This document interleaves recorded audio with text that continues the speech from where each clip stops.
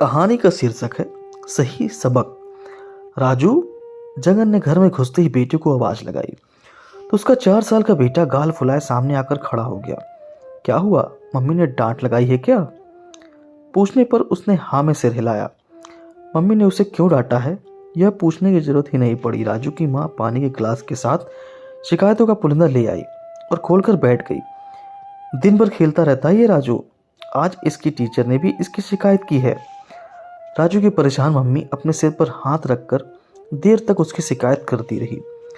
पढ़ लिख कर बड़ा अफसर बन जाए इसलिए 4 घरों का काम करके खटती हूँ। तुम सड़क पर गिट्टी बजरी ढोकर इसकी स्कूल की फीस भर रहे हो और ये हमारी मेहनत पानी में किया जा रहा है। जब देखो पढ़ाई पढ़ाई, मत जमा करो फीस, मत पढ़ाओ मुझे। बोलते बोलते राजू बुक्का फाड़कर रोने लगा तो उसकी माँ और जगन दोनों हैरान रह गए।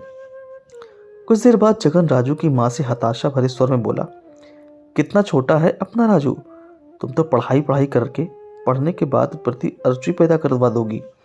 छोटा है इसलिए अभी से इसे अच्छी आदतें सिखा रही हूँ। पढ़ाई पढ़ाई सिर्फ पढ़ने के समय कहती हूँ, खेलने से किसने मना किया है?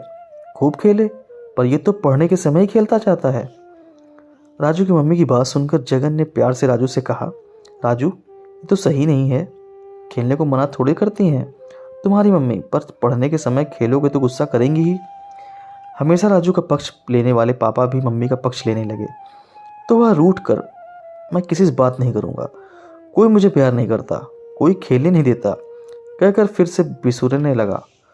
अपने लाडले को रूठा देखकर जगन ने झोले में हाथ डाला और लाल रंग का एक प्लास्टिक का ट्रक निकालकर उसको थमाया तो बिसुरता राजू सहसा खुश हो गया और आंखें चमक उठी।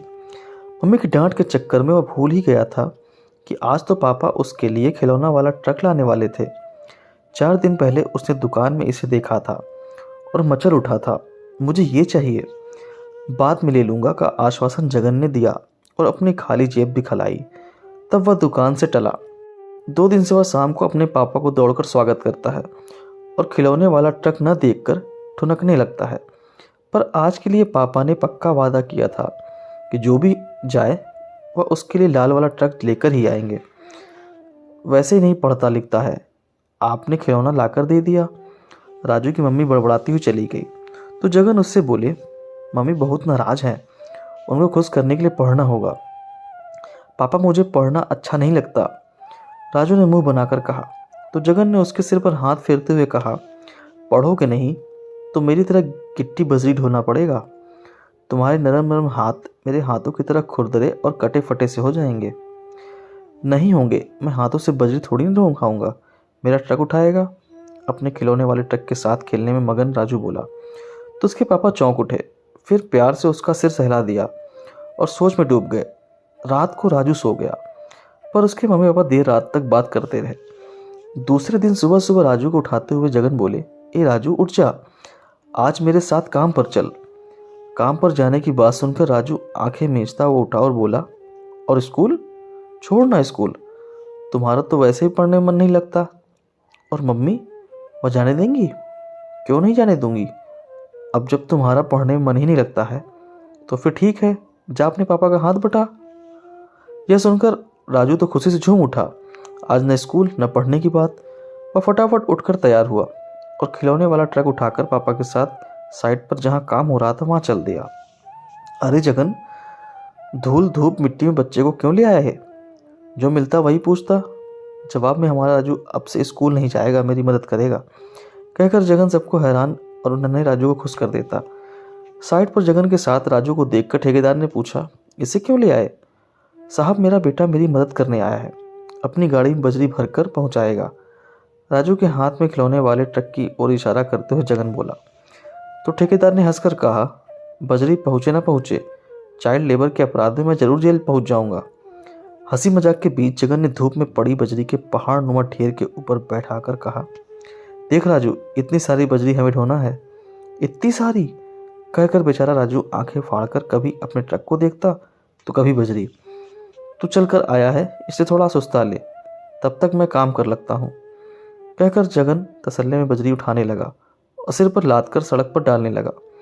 2500 चक्कर लगाकर जब जगन अपने चेहरे का पसीना पोंछता हुआ आया तो देखा राजू बजरी के सिंहासन पर बुत बना बैठा था। क्या सोच रहा है राजू? अब मैं आराम करता हूँ, तू अपने ट्रक से बजरी पहुंचा वहाँ। जगन की बात ठेकेदार के कानों में पड़ी तो वह हंसते हुए गुमसुम से बैठे राजू से बोला, राजू बेटा, जो पापा की बात मानी तो पूरा जीवन इस ट्रक में बजरी लेकर वहाँ पहुँचाओगे तब भी नहीं पहुँचेगी। और जगन, तुम पिता हो या क्या हो? धूप में झुलस रहा है बच्चा, उठाओ उसे वहाँ से। साहब, पिता हूँ इसीलिए झुलसा रहा हूँ, स्कूल न जाना पड़े इसलिए यह खुशी खुशी मेरे साथ चला आया है। अब कल शायद जगन की अधूरी बात ठेकेदार को पूरी समझ में आ गई। शाम को राजू घर आया तो माँ ने पूछा, क्यों राजू, तुमने पापा की मदद की या नहीं? जरूर करता, पर बजरी ढोने के लिए इसका ट्रक थोड़ा छोटा पड़ गया था, जवाब में जगन ने दिया। तो राजू झट से बोला, थोड़ा नहीं बहुत छोटा था।